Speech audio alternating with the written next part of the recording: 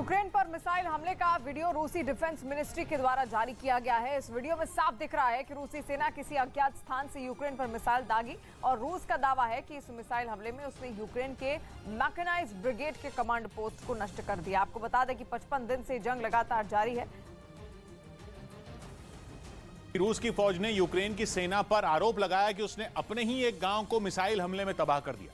सबूत के तौर पर एक वीडियो भी जारी किया गया जिसमें चारों तरफ टूटी इमारतों का मलबा नजर आया।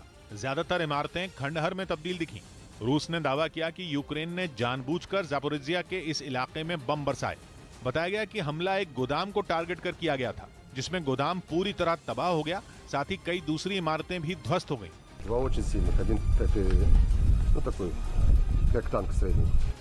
विस्फोट इतने जोरदार थे कि कई बिल्डिंगों की छतें जमींदोज हो गईं। वहीं पास खड़े ट्रकों पर गोलियों के निशान दिखाई दिए। बताया गया कि हमले में ज्यादा नुकसान लकड़ी से बने घरों को पहुंचा। वहीं रूस यूक्रेन जंग पर बड़ी खबर आ रही है। एक बार फिर यूरोपियन यूनियन की तरफ से रूस पर कड़ी कार्रवाई की गई है और खबर है कि रूस के सबसे बड़े बैंक के खिलाफ प्रतिबंध लगाने का फैसला यूरोप के देशों ने किया है। रूस के बैंकिंग सिस्टम में 37% की हिस्सेदारी रखने वाले इस बैंक पर कार्रवाई रूस के लिए बड़ा झटका मानी जा रही है। पुतिन की सेना ने मारियोपोल से यूक्रेन के सैनिकों को खदेड़ दिया और वहां जल्द ही कब्जा करने का बड़ा दावा किया। वहां यूक्रेन पर रूस के हमले की शुरुआत से ही भीषण जंग छिड़ी, जिसमें यूक्रेन की सेना के सामने रूसी सेना, चेचन लड़ाकों और विद्रोहियों ने एक साथ मिलकर जंग लड़ी। लेकिन युद्ध के 54 दिन बीत जाने के बाद भी रूस की सेना वहां पूरी तरह कंट्रोल नहीं कर पाई। हालांकि अब उसकी तरफ से कहा गया कि मारियोपोल किसी भी वक्त पुतिन के पंजे में आ सकता है, क्योंकि रूसी सेना ने एक और खतरनाक प्लान बनाया है। यूक्रेन के लोगों का इस्तेमाल उनकी सेना के बचे हुए सैनिकों के खिलाफ ही करने का प्लान। और इसके लिए रूस के सैनिकों ने वहां जो लोग बच गए उनको कई हिस्सों में बांट दिया, जिन्हें अलग अलग कैंपों में भेज दिया गया, जिनमें कुछ लोगों को अपने ही देश के खिलाफ लड़ने के लिए रूसी सेना में जबरन शामिल कराया जा रहा है, जो कि पहले मारियोपोल में लड़ेंगे और फिर वहां जीत मिलने के बाद यूक्रेन के दूसरे हिस्सों में जंग में शामिल होंगे। वहीं जो लोग जंग लड़ने के लायक नहीं, उन्हें शहर में पहले मलबे को साफ करने के काम में लगा दिया गया। उधर मारियोपोल के ही एक दूसरे हिस्से में रूसी सेना ने भीषण हमले जारी रखे। रूस की सेना के मुताबिक उस इलाके में यूक्रेन के कुछ सैनिक भागकर छिप गए थे और उन्हीं सैनिकों को घुटनों पर लाने के लिए रूसी सैनिकों के एक दस्ते ने वहां जोरदार हमला बोल दिया। भारी फायरिंग के बीच पुतिन के सैनिक तेजी से उस इलाके में घुसते चले गए। इसके बाद उनकी तरफ से भी यूक्रेन के सैनिकों पर जवाबी फायरिंग शुरू हो गई। इसके बाद वहां का पूरा इलाका गोलियों की तड़तड़ाहट से गूंज उठा। कुछ इसी तरह का हमला रूस ने अजोस्तल स्टील प्लांट पर भी किया। रूस का दावा है कि उसके हमले से घबराकर लगभग 400 सैनिक उस स्टील प्लांट में छुपे थे, जिसमें ज्यादातर विदेशी लड़ाके थे। इसके बाद रूस ने इन सैनिकों को हथियार डालने की मोहलत दी, लेकिन वो नहीं माने, जिसके बाद उनके ऊपर हवाई हमले शुरू कर दिए गए। रूस की सेना के मुताबिक प्लांट में छिपे यूक्रेन के सैनिकों को सरेंडर के लिए एक मौका दिया गया, लेकिन उन्होंने जवाबी हमला कर दिया और फिर पुतिन की सेना ने उनके खात्मे के लिए ताबड़तोड़ हमले किए और पूरे प्लांट को चारों तरफ से घेर लिया। और वहीं यूक्रेन ने एक वीडियो जारी कर ये दावा किया कि उन्होंने रूस के टैंक पर ड्रोन से हमला कर उसे तबाह कर दिया है और ये वीडियो यूक्रेन के पूर्वी हिस्से का बताया जा रहा है, जिसमें जंगल में एक टैंक छुपा नजर आया। यूक्रेन ने आरोप लगाया कि इसमें कुछ रूसी सैनिक मौजूद थे जो हमले की फिराक में थे, लेकिन उनके कुछ कर पाने से पहले ही यूक्रेन के एक ड्रोन ने उसे निशाने पर लेकर वहां मिसाइल दाग दी, जिसके बाद उसमें आग भड़क उठी। बताया गया कि वहां रूसी फौज ने गोला बारूद भी इकट्ठा किया था, जिसमें काफी देर तक धमाके होते रहे। इस हमले के बाद पूरे इलाके में धुएं का गुबार छाया रहा। चीन के सरकारी अखबार ग्लोबल टाइम्स ने मारियोपोल पर रूस के कब्जे को यूक्रेन के साथ जंग में एक अहम मोड़ करार दिया।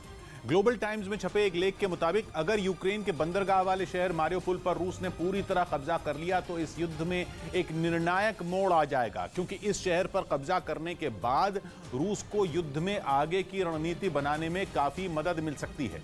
ग्लोबल टाइम्स के मुताबिक पूर्वी यूक्रेन के डॉनबास में एक बड़े सैन्य ऑपरेशन को अंजाम देने जा रही पुतिन की सेना आसानी से ऐसा कर पाएगी, क्योंकि मारियोपोल पर कब्जे के बाद डोनेस्क और लोहांस्क से होते हुए क्राइमिया तक एक लैंड कॉरिडोर बन जाएगा, जिस पर 2014 से ही रूस का कब्जा है और ये उसके लिए फायदेमंद साबित होगा। यही नहीं, मारियोपोल का जिक्र करने के बहाने चीन ने अमेरिका और नेटो को चेतावनी भी दे दी कि अमेरिका और नेटो जिस तरह से हथियार देकर यूक्रेन की मदद कर रहे हैं, उससे आने वाले दिनों में यूरोप की सुरक्षा खतरे में पड़ सकती है। और यूक्रेन की राजधानी कीव पर कब्जे की नाकाम कोशिश के दौरान रूसी सैनिकों ने जमकर तबाही मचाई और इसी दौरान रूसी फौज ने विलेका टिमिरिका में एक कोल्ड ड्रिंक प्लांट को तबाह कर दिया और प्लांट तबाह होने से आसपास के इलाकों में कोल्ड ड्रिंक की सप्लाई बंद हो गई है। न्यूज 18 के अरुण कुमार सिंह इस वक्त विलेका टिमिरिका में मौजूद हैं और वहां से एक्सक्लूसिव रिपोर्ट उन्होंने भेजी है। देखिए रिपोर्ट। मैं इस वक्त यूक्रेन के वेलिका दिमिरिका इलाके में हूँ। यहाँ मैं इसलिए आया हूँ कि किस तरह से युद्ध यूक्रेन और रूस के बीच ही नहीं हो रहा है, बल्कि युद्ध अमेरिका और रूस के बीच भी शीत युद्ध की तरह ही हो रहा है। मैं इस वक्त एक मल्टीनेशनल कंपनी के सामने हूँ जो शीतल पेय बनाती है, कोल्ड ड्रिंक बनाती है, और वो कंपनी अमेरिका की है। पूरी दुनिया के लोग कोल्ड ड्रिंक पीते हैं इस कंपनी का। हम और आप भी हिंदुस्तान में इस कंपनी के बनाए कोल्ड ड्रिंक पीते हैं। लेकिन इस कंपनी को किस तरह से रूस ने एयर स्ट्राइक के जरिए तबाह किया है, उसकी तस्वीरें देखिए। ये जो प्लांट है, इस प्लांट का ऑपरेशनल हिस्सा जो था, बाकी लॉजिस्टिक का हिस्सा है उसको तो छोड़ दिया, लेकिन ऑपरेशनल हिस्सा जहां कोल्ड ड्रिंक तैयार होता था उसके 3 बड़े टैंक थे और तीनों बड़े टैंक यहां पर तबाह कर दिए गए हैं। उनके ऊपर हवाई हमला किया गया है और ये हिस्सा पूरी तरह से ध्वस्त कर दिया है रूस के एयर स्ट्राइक में। तो ये अमेरिका का प्लांट है, अमेरिका की मल्टीनेशनल कंपनी है जो यूक्रेन में उसने ये प्लांट लगाया था। और ये जो कोल्ड ड्रिंक का प्लांट है, ये सिर्फ यही नहीं बल्कि यूरोप के कई देशों में कोल्ड ड्रिंक सप्लाई करता था। अब इसको ध्वस्त कर देने के बाद कोल्ड ड्रिंक की जो सप्लाई है बाकी जो देश थे वहां पर रुक गई है पूरी तरह से। और ये जो प्लांट है, ये जो शीतल पेय बनाने वाली कंपनी, कोल्ड ड्रिंक बनाने वाली कंपनी का प्लांट है, ये कई 100 हेक्टेयर में फैला हुआ है। यहाँ ऑपरेशनल हिस्सा मैं बार बार कह रहा हूँ, देखिए यहाँ पर जो टैंक थे 3 बड़े बड़े, इन तीनों बड़े बड़े टैंक को ध्वस्त कर दिया है। ये जो तीनों बड़े बड़े टैंक हैं इनको ध्वस्त कर दिया है और उसके मलबे आगे बहुत दूर तक फैले हुए हैं। इन खेतों में उसके मलबे फैले हुए हैं और ये जगह है जहाँ से इस कोल्ड ड्रिंक के प्लांट को पूरी तरह से बर्बाद कर दिया है। तो ये एक तरह से याद दिलाता है शीत युद्ध के ज़माने का भी, जब अमेरिका और सोवियत संघ, आज का रूस, इसके बीच किस तरह से एक दूसरे के हितों पर कुठाराघात किया जाता था, कैसे एक दूसरे के बिजनेस इंटरेस्ट को कैसे दबाया जाता था या उनको ख़त्म कर दिया जाता था, किस तरह से स्पेस से लेकर ज़मीन तक एक दूसरे से आगे निकलने की होड़ थी, देशों को अपने हिस्से में लाने की होड़ थी, और दूसरे को किस तरह से उसके व्यापारिक हित को नुकसान पहुंचाया जाए। तो वो जो तस्वीर है यहाँ पर आपको इस कोल्ड ड्रिंक फैक्ट्री में दिखाई दे रही, जब रूस के जेट्स ने, रूस के फाइटर जेट्स ने आकर के यूक्रेन की इस फैक्ट्री को जो कोल्ड ड्रिंक बनाती है उसको पूरी तरह से बर्बाद कर दिया है। रूस की सेना के भीषण हमलों और शहर पर कब्जे के दावों के बाद भी यूक्रेन के सैनिकों ने मारियोपोल में अब तक घुटने नहीं टेके। खुद राष्ट्रपति जेलेंस्की ने एक दिन पहले कह दिया था कि रूस की धमकी के आगे उनके सैनिक नहीं झुकेंगे। और वहां के एक इलाके से आई तस्वीरों में ऐसा दिखाई भी दिया। यूक्रेन की सेना की तरफ से जारी इस वीडियो में उसके कई सैनिक तबाह हुई इमारतों के बीच से रूसी सेना के काफिले की तरफ बढ़ते नजर आए। फिर जैसे ही उनका सामना रूसी सेना के जवानों से हुआ, उन्होंने जोरदार फायरिंग शुरू कर दी। यूक्रेन के सैनिकों के हमले से रूसी सेना की कई गाड़ियों में आग लग गई, जबकि ग्रेनेड से किए गए उनके हमले में रूस के कई सैनिक एक दीवार के पास गिरे हुए दिखाई दिए, जिनमें एक सैनिक जैसे ही थोड़ा हिला, यूक्रेन के सैनिक ने वहां फिर ग्रेनेड फेंक दिया। यूक्रेन के मुताबिक उनके इस हमले में रूस के कई सैनिक मारे गए। और इस बीच रूस की तरफ से एक और वीडियो जारी किया गया है जिसमें वो अपने जंगी हेलीकॉप्टर और हथियारों की नुमाइश करता दिखाई दिया। साथ ही रूस ने यह दावा किया कि उसने यूक्रेन पर एक बार फिर से बैलिस्टिक मिसाइल से हमला किया, जिसके सबूत के तौर पर उसने वीडियो जारी किया जिसमें आसमान में तेज आवाज के साथ रूस की मिसाइल आगे बढ़ती दिखी। इसके अलावा वीडियो में रूस के खतरनाक जंगी हेलीकॉप्टर K-52 की टुकड़ी नजर आई जो कई घातक मिसाइलों से लैस थी। Он может нести на себе неуправляемое ракетное вооружение, типа। साथ ही वहां रूस का एंटी एयरक्राफ्ट सिस्टम भी तैनात दिखा, जिसके जरिए रूस दुश्मन की मिसाइलों को हवा में ही मारने की ताकत रखता है। राष्ट्रपति व्लादिमीर जेलेंस्की ने बहुत बड़ा दावा किया। उन्होंने दुनिया को चेतावनी दी कि पुतिन का इरादा पूर्वी यूक्रेन के डॉनबास इलाके को अपनी मुट्ठी में करने का नहीं है, बल्कि उनका प्लान उसे पूरी तरह तबाह करने का है। पिछले महीने कीव और उत्तरी यूक्रेन से अपनी सेना पीछे हटाने के बाद रूस ने उसके पूर्व में डॉनबास इलाके को अपना नया फोकस बताया था, जिसके बाद रूस की सेना ने डॉनबास इलाके में बहुत बड़ा हमला करने के लिए पूरी ताकत झोंकी हुई है। बीते कुछ दिनों से रूस की तैयारी की पोल खोलती सैटेलाइट तस्वीरें भी लगातार सामने आ रही हैं, जिनमें रूस की सेना अलग अलग टुकड़ियों में टैंक, बख्तरबंद गाड़ियों और तोपों वगैरह के साथ पूर्वी यूक्रेन की तरफ बढ़ती नजर आई है। यूक्रेन के राष्ट्रपति भी बार बार उनके देश के पूर्वी हिस्से पर रूस के नजरें गड़ाए बैठे होने का दावा कर रहे हैं, लेकिन इस बार तो उन्होंने ये कहकर सनसनी फैला दी कि कीव और उत्तरी यूक्रेन से बैरंग लौटने का बदला पुतिन डॉनबास में लेने की तैयारी में है। इसलिए वो यूक्रेन के नक्शे से डॉनबास का वजूद ही मिटा देना चाहते हैं, उसे पूरी तरह बर्बाद कर देना चाहते हैं। Вже найближчим часом хочуть буквально добити і знищити Донбас. हालांकि यूक्रेन ने भी आखिरी सांस तक रूस से लड़ने की कसम खाई हुई है, इसलिए उसने एक बार फिर पश्चिमी देशों से और हथियार देने की मांग उठाई, लेकिन इसके साथ ही डॉनबास में रहने वाले अपने लोगों को यूक्रेन के पश्चिमी इलाकों की तरफ जाने को भी कह दिया। और इस बीच बड़ी खबर आ रही है यूक्रेन के मारिउपोल से। वहां पर रूस के ताबड़तोड़ हमले लगातार जारी हैं, जिससे कई रिहायशी बस्तियां तबाह हो चुकी हैं। यूक्रेन का दावा है कि मारिउपोल में अभी भी 1000 से ज्यादा लोग फंसे हुए हैं। इनमें महिलाएं और बच्चे भी शामिल हैं, जो रूस के हमलों से बचकर निकलने की कोशिश में जुटे हुए हैं, लेकिन रूस की फौज उन्हें भी अपने निशाने पर ले रही है, जिसके बाद वहां के लोगों ने दुनिया के तमाम नेताओं ने मदद की अपील की है। और वहीं रूसी हमले की वजह से मारिउपोल में जबरदस्त तबाही देखने को मिली। यूक्रेन ने यह आरोप लगाया कि रूसी फौजियों ने जानबूझकर यूक्रेन के लोगों को निशाना बनाया है, ताकि वहां रूस की दहशत बढ़ाई जा सके, जिसके लिए उन लोगों ने मारिउपोल की रिहायशी बस्तियों में इतने बम बरसाए कि उनकी सूरत बिगड़ गई। चारों तरफ टूटी इमारतें और मलबे के ढेर के अलावा कुछ नजर नहीं आया। यूक्रेन ने आरोप लगाया कि रूस ने वहां से जान बचाकर भागने वाले लोगों पर फायरिंग भी की। И вот они получили эту квартиру. Я говорю, Андрюша, куда вы идете? Он говорит, мне дороже дети. रूस की मिसाइलों ने लोगों के घरों को तहस नहस कर दिया, जिसके बाद कुछ तो सड़कों पर खाना बनाते दिखाई दिए। साथ ही जरूरत का सामान खरीदने निकले लोगों को रोककर सैनिकों ने उनकी तलाशी भी ली। हालांकि रूस की फौज से टक्कर लेने में यूक्रेन भी पीछे नहीं हटा है। मारिउपोल में तैनात यूक्रेन की स्पेशल फोर्स अजोव के कुछ सिपाही वहां पर नजर आए, जो रूसी सैनिकों के ठिकानों की तलाशी में जुटे हुए दिखाई दिया, और उसके बाद उन्हें जैसे ही दुश्मन की आहट मिली, उन लोगों ने वहां पर ग्रेनेड की मदद से कई धमाके भी कर दिए। पोलैंड सीमा के पास यूक्रेन के लवीव शहर को रूस ने अपने मिसाइल हमलों से तबाह कर दिया। बताया गया कि इन हमलों में 7 लोगों की मौत हो गई, साथ ही 10 से ज्यादा लोग घायल हो गए। और इन्हीं हमलों से जुड़े एक वीडियो में कुछ मिसाइलें लवीव शहर की तरफ बढ़ती नजर आईं, जिन्होंने पल भर में इस शहर का नक्शा बदल कर रख दिया। इस हमले के बाद शहर के चारों तरफ धुआं ही धुआं नजर आया। एक तस्वीर में तो कार रिपेयर करने वाली दुकान आग की लपटों से घिरी दिखी, जबकि इसके ठीक नीचे ट्रेन चल रही थी, यानी वहां ऐसी तस्वीरें आम हो चुकी हैं। इसी तरह एक जगह कई लोग बेखौफ सड़क से गुजरते दिखे। असल में उनके पीछे काले धुएं का गुबार दिखाई दिया, लेकिन फिर भी वो बेफिक्र आगे बढ़ते रहे। पुतिन की सेना ने जिस जगह ये हमले किए, वहां से यूक्रेन के पड़ोसी देश पोलैंड की सीमा सिर्फ 65 किलोमीटर दूर है। असल में पोलैंड से सटे इलाके में मिसाइल बरसाकर पुतिन ने एक तीर से कई निशाने साधे हैं। पहला तो यह कि उन्होंने यूक्रेन के बर्बाद हो रहे शहरों में एक नाम और जोड़ दिया है, और दूसरा पोलैंड सहित अन्य देशों को ये संदेश भी दे दिया है कि उनका नंबर भी आ सकता है अगर उन्होंने जेलेंस्की की मदद करना जारी रखा। इस मिसाइल अटैक के बावजूद जेलेंस्की सरकार ने साफ किया कि वो झुकने वाली नहीं है। रूस के इस हवाई हमले में 10 से ज्यादा लोग घायल हुए। इन घायलों में एक बच्चा भी शामिल बताया गया।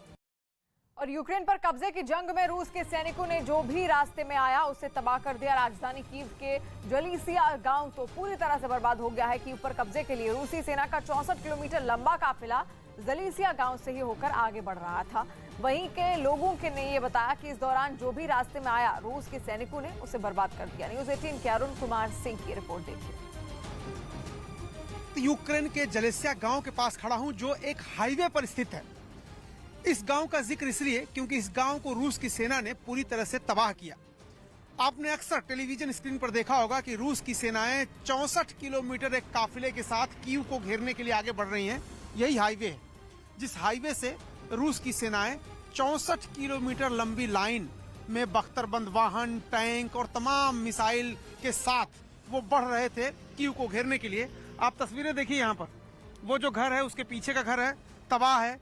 ये जो घर है इसका तो नामो निशान ही मिट गया है, ये तो मलबे में तब्दील हो गया है। देखिए, ये जो घर था इसके आसपास के घर देखिए, आपकी जहां तक नजर जाएगी आपको सारे घर तबाह और बर्बादी दिखेंगे। और सड़क के दूसरी तरफ अगर आप देखेंगे तो वहां भी कमोवेश हालात यही हैं। आप इधर देखिए, इस हाईवे के दूसरी तरफ देखिए, तो वहां पर भी जो घर हैं उनके ऊपर हमले किए गए। और ये हमले इसलिए नहीं किए गए क्योंकि यहाँ यूक्रेन की सेना थी या यूक्रेन की सेना ने कोई प्रतिरोध किया था या यूक्रेन की सेना यहाँ आमने सामने की लड़ाई लड़ रही थी।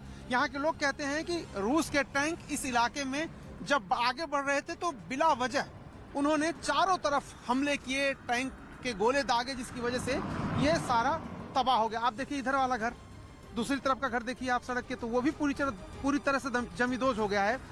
घर कभी था लेकिन आज उसका नामो निशान नहीं है। अगल बगल के सारे घर टूटे पड़े हैं, उनमें आग लग गई थी उस वक्त, और ये पूरा इलाका एक तरह से खंडहर में तब्दील हो गया। और ये रोड देखिए आप, इस रोड को बीचों बीच तोड़ दिया था।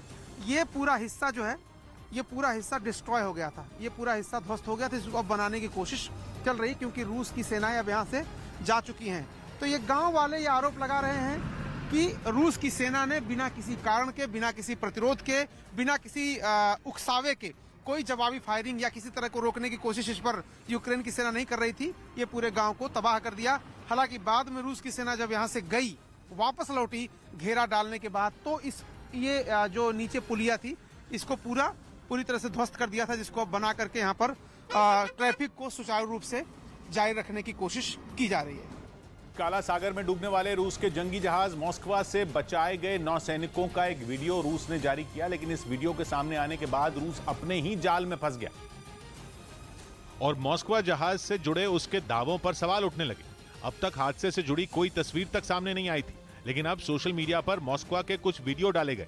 वीडियो में जहाज से काले धुएं का गुबार निकलता हुआ दिखा। वीडियो में मॉस्कवा के करीब एक और जहाज दिखा जो शायद नौसैनिकों के रेस्क्यू के लिए पहुंचा था। मॉस्कवा पर लगी आग बेहद भयंकर थी। दावा यह किया गया है कि इस आग में सैकड़ों नौसैनिकों की जान चली गई थी।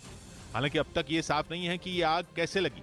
रूस कहता आया है कि काला सागर में आए तूफान के बाद किसी तकनीकी खामी की वजह से मॉस्कवा में आग लगी, और यूक्रेन का दावा है कि उसकी नेपच्यून मिसाइल के हमलों ने रूस का सबसे घातक जंगी जहाज ढेर कर दिया। लेकिन अब तक रूस ये मानने को तैयार नहीं था कि मॉस्कवा के साथ उसके सैकड़ों नौसैनिक भी डूब गए। दावा किया गया था कि मॉस्कवा पर 510 लोग सवार थे, जिनमें 400 से ज्यादा लोगों की जान चली गई। हालांकि रूस की तरफ से इन दावों पर अब तक कुछ नहीं कहा गया था, जिसके बाद अब रूस ने एक वीडियो जारी किया। इंटरनेट पर डाले गए वीडियो में रूस के कई सैनिक एक कतार में खड़े दिखे।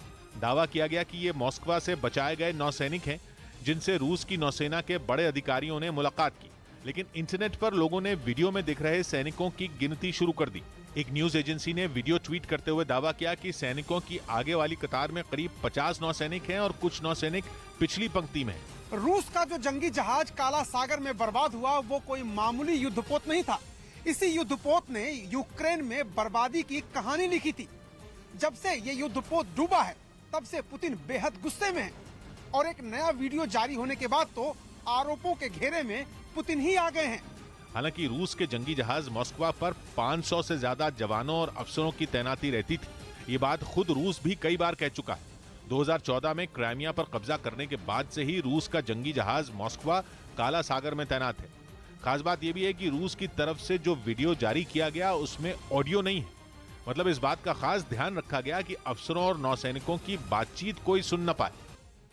और यूक्रेन में जारी हमले के बीच रूस के रक्षा मंत्रालय ने मिसाइल अटैक के जरिए यूक्रेन के सैन्य ठिकाने को तबाह करने का दावा किया। रूसी रक्षा मंत्रालय के मुताबिक इस हमले में अमेरिका और यूरोपीय देशों से यूक्रेन पहुंचे काफी हथियार बर्बाद हो गए। इसके अलावा कीव के पास भी गोला बारूद से भरे डिपो को नष्ट करने का दावा किया गया।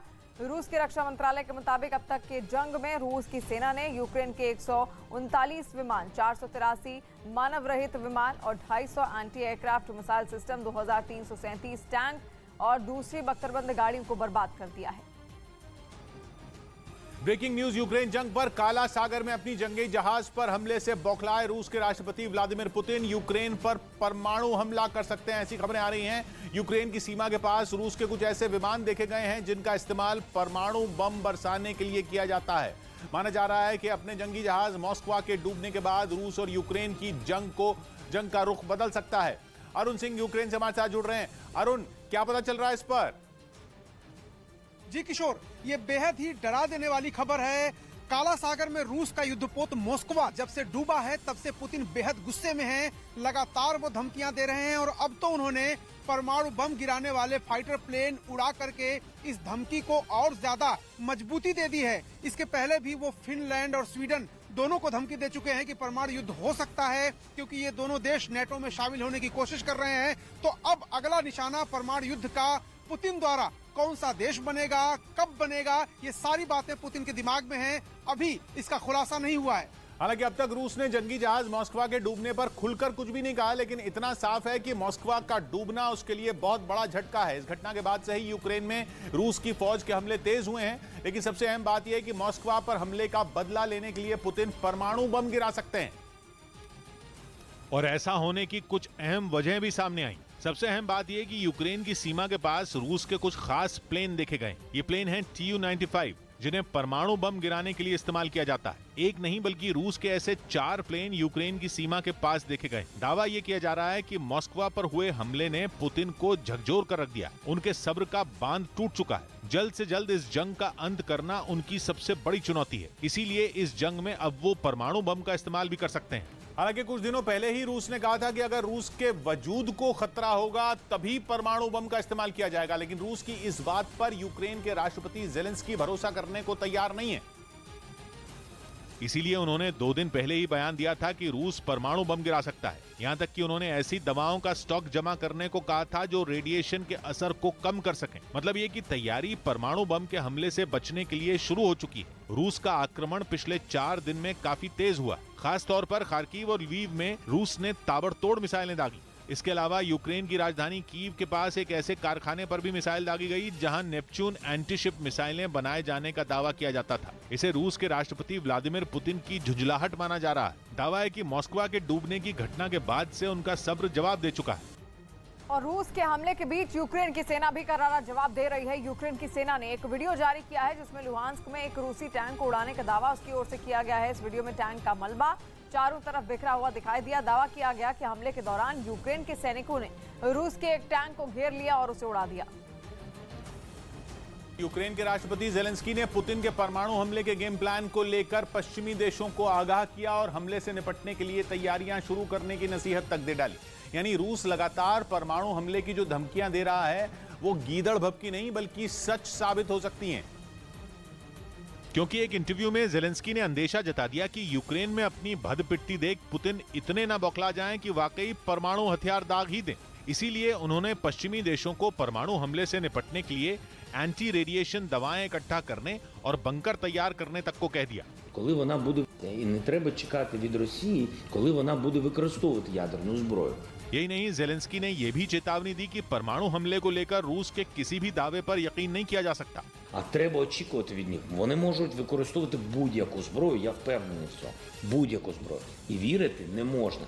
ज़ेलेंस्की का ये बहुत बड़ा बयान है क्योंकि यूक्रेन की जंग की शुरुआत में ही पुतिन ने परमाणु हमला करने वाली अपनी फौज को अलर्ट पर रहने का आदेश देकर सनसनी फैला दी थी। हालांकि तब भी अमेरिका ने इसे दुनिया को डराने का पैंतरा बताकर खारिज कर दिया था। लेकिन अब तो ज़ेलेंस्की नहीं, अमेरिका की खुफिया एजेंसी CIA के प्रमुख भी आगाह कर चुके हैं कि यूक्रेन की जंग परमाणु युद्ध में बदल सकती है और पुतिन यूक्रेन में जंग जीतने के लिए कम ताकत वाले परमाणु बम चला सकते हैं। लेकिन नाम पर मत जाइए, ये बम कहने को ही छोटे हैं लेकिन तब भी तबाही बड़ी ही मचाते हैं और जिस शहर पर फट जाएं उसका नामो निशान मिटाने का दम रखते हैं।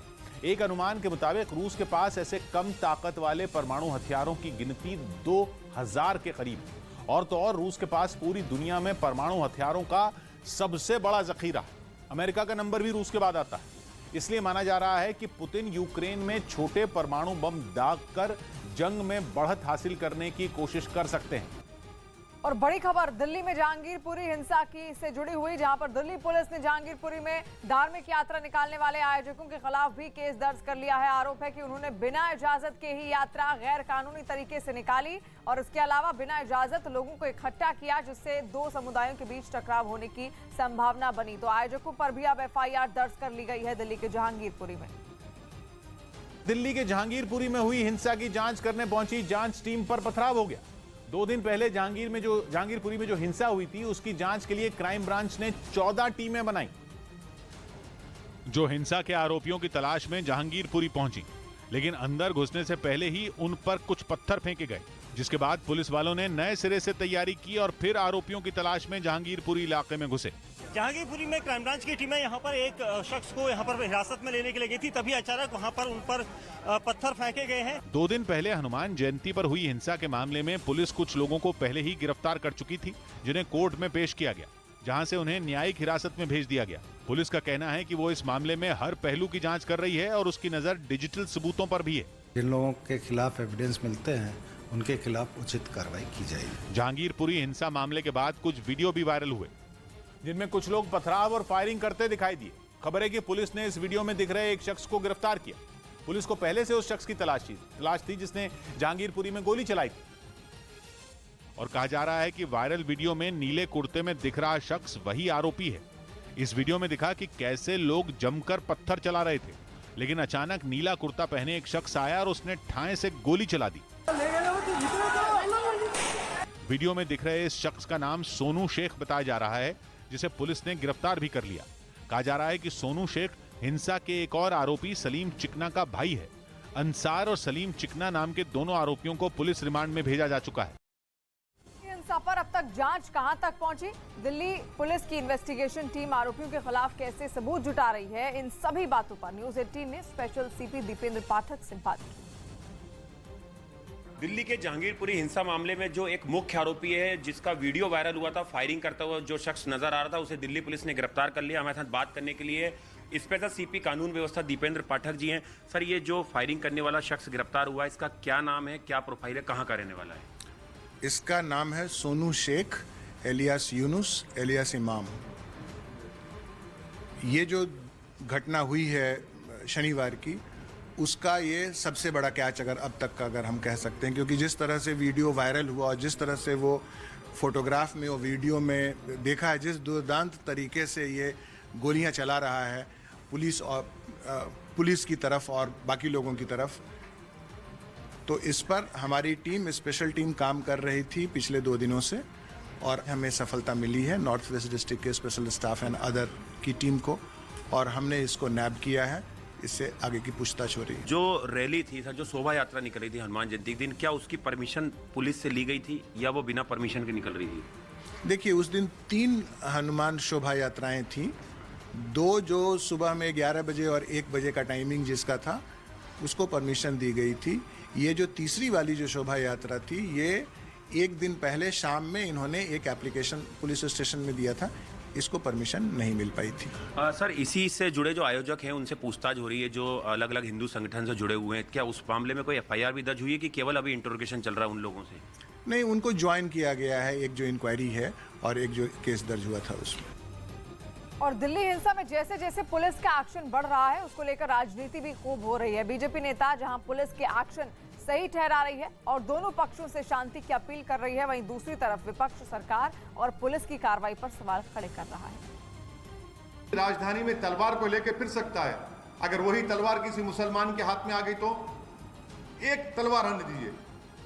यहां पर एक नहीं, 100 के हाथ में तलवारें हैं, कट्टा है, पिस्टल है, मुसलमानों के खिलाफ अनाप शनाप के आप नारे लगा रहे हैं, गाने बजा रहे हैं। उनको पता ही है कि जिहादियों के हाथों में तलवारें नहीं, RDX, जिलेटिन, बम और बारूद भी आए हैं, लेकिन उससे भी हिंदुस्तान की जनता ने सहा है और ऐसे आतंकवादियों से निपटे भी हैं। बाकियों की भी इकट्ठा करके मोहब्बत का, अमन का, पीस का मैसेज दो और काउंसलिंग करो। पुलिस ने कुछ अपडेट करा था, कुछ और लोगों को गिरफ्तार किया? हाँ, जो भी गुनाहगार है, पुलिस को यही हमने बेनती करी है कि अंडर प्रेशर मासूम को सजा ना मिले तो गुनाहगार बचे ना। जानबूझ के कराया गया है, वरना इसे रोका जा सकता था। देश में जो माहौल था, उसके बाद उस प्रोसेशन के साथ पुलिस क्यों नहीं थी? उस जामा मस्जिद के पास पुलिस मौजूद क्यों नहीं थी? अगर पुलिस मौजूद होती तो क्या ये मुमकिन था? क्या ये संभव था? ये संभव नहीं था।